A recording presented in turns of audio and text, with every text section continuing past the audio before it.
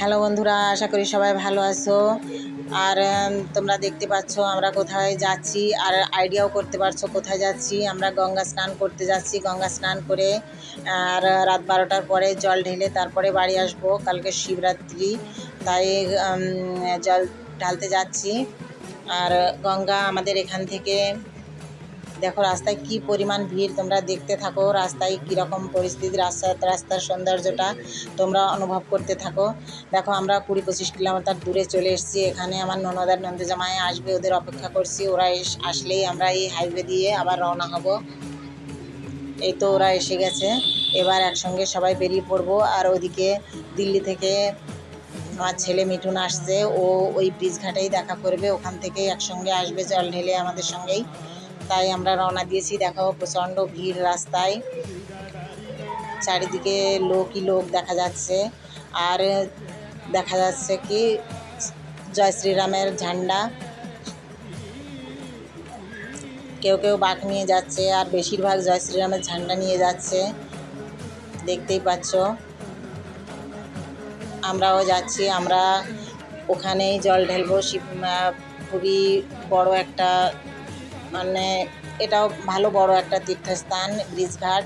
এই ব্রিজঘাটে অনেক মন্দির আছে, আমরা ওখানেই মানে স্নান সেরে ওখানেই মন্দিরে জল ঢেলে তারপরে রওনা দেবো। আর রাস্তায় বড় একটা শিব মন্দির আছে, সেখানে আসতে আসতে তো 3-4টে বেজেই যাবে। 4টের দিকে ওখানে আর একবার জল ঢেলে তারপরে আমরা বাড়িতে যাব, কারণ আমাদের গ্রামে কোনো মন্দির নেই, শুধু মসজিদ।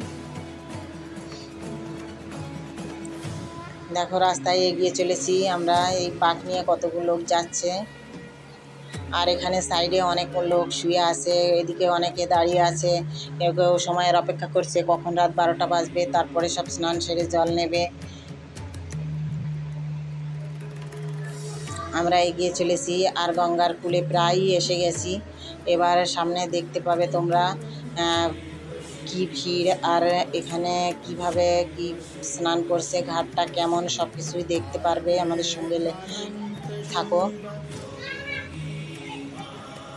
দেখো আমরা গঙ্গার যে ব্রিজটার উপর দিয়ে চলছি, আর ব্রিজটা পার হয়ে তারপরে ভিতরে ঢুকবো। এখানেও প্রচণ্ড ভিড়। দেখো ঘাটের কূলে এখানে তো প্রায় জ্যামই লেগে আছে। আর বাইক নিয়ে হয়তো ভিতরে বেশি দূর ঢোকা যাবে না, তাই বাইকটা কোথাও রাখতে হবে। কোনো পার্কিংও দেখা যাচ্ছে না, তাই আমরা স্থির করেছি কেউ একজন গাড়ির কাছে দাঁড়িয়ে থাকবে আর বাকিজন স্নান করবে। দেখো ঘাটের কি অবস্থা। আমরা বাইকের কাছে দাঁড়িয়েছিলাম, আমার ননদ নন্দজামাই আগে স্নান করে তারপরে বাইকের কাছে গেছে, তারপরে আমরা এখানে এসেছি।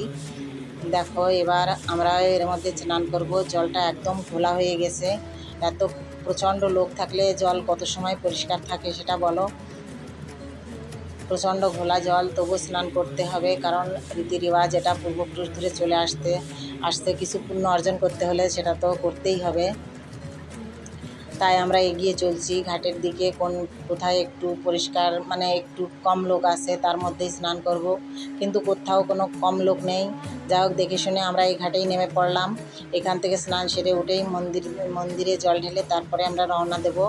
আর সে জল ঢালা পর্যন্ত হয়তো তোমাদের সঙ্গে থাকতে পারবো না, কারণ আমার মোবাইলের ব্যাটারি একদমই ডাউন হতে চলেছে।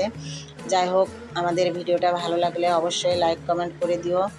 তাই দেখতে থাকো ভিডিওটা। বেশি দূর আর চালাতে পারছি না।